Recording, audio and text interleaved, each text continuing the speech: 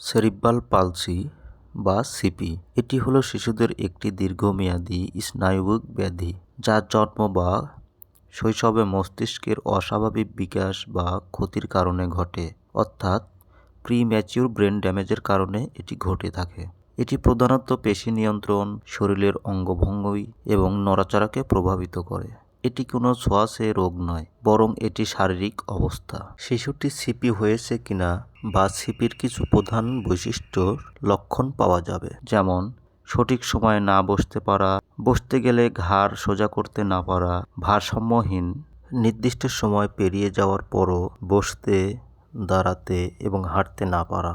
আরও কিছু লক্ষণ দেখা যেতে পারে, যেমন স্পাস্টিসিটি অর্থাৎ পেশির অনমনীয়তা, যেখানে বাচ্চার বা শিশুর শরীরের জয়েন্ট অত্যন্ত শক্ত ভাব থাকবে। পেশির দুর্বলতা অর্থাৎ যেখানে আপনার শিশুর শরীরের জয়েন্টগুলো অত্যন্ত নরম ভাব দেখা যাবে। অস্বাভাবিক নড়াচড়া, অস্বাভাবিক চোখের দৃষ্টি বা নির্দিষ্ট সময় পেরিয়ে যাওয়ার পরেও কথা বলতে না পারা, এরকম কিছু প্রধান লক্ষণ পাওয়া যাবে।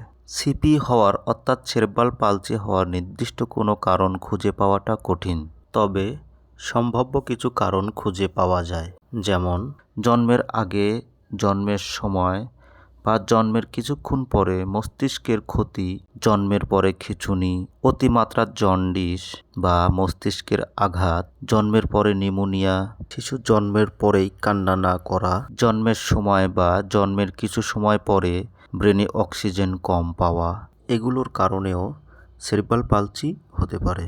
সেরিব্রাল পালসির চিকিৎসাটা একটি দীর্ঘমেয়াদী চিকিৎসা এবং এটি অত্যন্ত ব্যয়বহুল একটি চিকিৎসা, কিন্তু এটি চিকিৎসায় সম্পূর্ণ নিরাময়যোগ্য নয়। তবে physiotherapy, occupational therapy, speech therapy এবং ওষুধের মাধ্যমে লক্ষণগুলো নিয়ন্ত্রণ ও মানসম্মত জীবনও নিশ্চিত করা সম্ভব।